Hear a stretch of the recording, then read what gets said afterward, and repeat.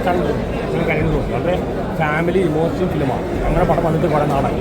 അഭിനയം പറഞ്ഞാൽ പാർവതി മാഡം ആണെങ്കിലും രണ്ടും നടത്തുന്നത് മത്സരിച്ച ഉഗ്രം പടമാണ്. ഒരുപാട് അവാർഡ് കിട്ടാൻ സാധ്യതയുണ്ട്. ഓടണം അങ്ങനെ ഓടുകയും ചെയ്യും. പണ്ട് ലോകരാഷ്ട്ര കിരീടം അങ്ങനത്തെ സിനിമകളാണ്. അതുപോലത്തെ സിനിമയാണ്. വളരെ ഹാർട്ട് ടച്ചിങ് ഫിലിമാണ്.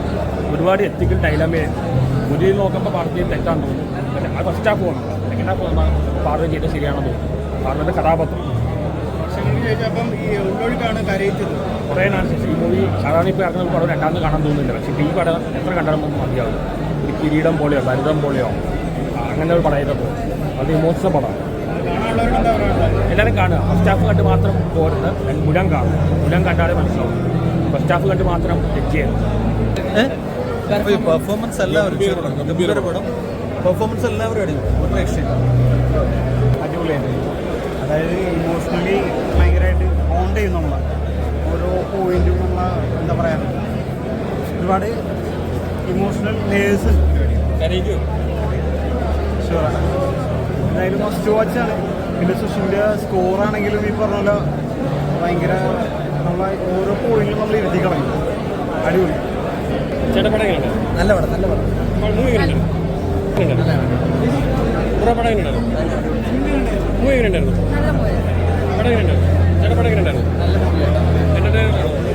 നല്ല മൂവിയാണ്. നല്ല ഇമോഷൻസ് ഒക്കെ ഫീൽ ചെയ്യുന്ന അടിപൊളി സിനിമ.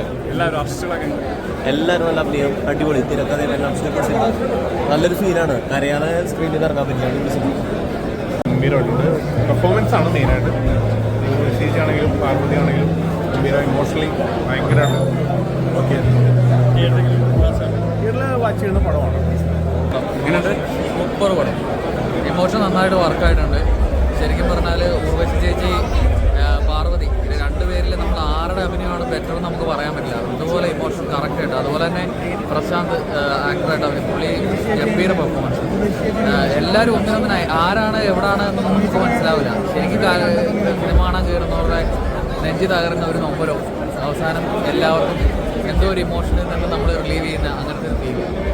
പ്രശാന്ത് മുരളി, അതേപോലെ തന്നെ അലൻസീറേട്ടൻ, അർജുൻ, അങ്ങനെ ഒരു പമ്പത്ത് ആരനിരയുന്നുണ്ട്. തീർച്ചയായിട്ടും എല്ലാവരും നല്ല രീതിയിൽ തന്നെ ഇതിൽ അഭിനയിച്ചിട്ടുണ്ട്. അതിശക്തമായിട്ടുള്ള തിരക്കഥയാണ് നമ്മൾ എടുത്ത് പറയേണ്ടത്. സ്ത്രീകൾക്ക് പ്രത്യേകിച്ച് ഇന്നത്തെ അവസ്ഥയിൽ, അത് മലയാള സിനിമയിൽ സ്ത്രീ പ്രാതിനിധ്യം ഇല്ല, സ്ത്രീ കഥാപാത്രങ്ങൾക്ക് ഒരു നല്ല അവസരം കിട്ടുന്നില്ല എന്ന് പറയുന്നവർ തീർച്ചയായിട്ടും വന്നിട്ട് ഈ ഒരു ചിത്രം കാണണം. ഉള്ളവർക്ക് എല്ലാത്തരം പ്രേക്ഷകർക്ക് ഇഷ്ടപ്പെടുന്ന രീതിയിലാണ് ഇതിൻ്റെ അണിയറ പ്രവർത്തനം അനുസരിക്കുന്നത്.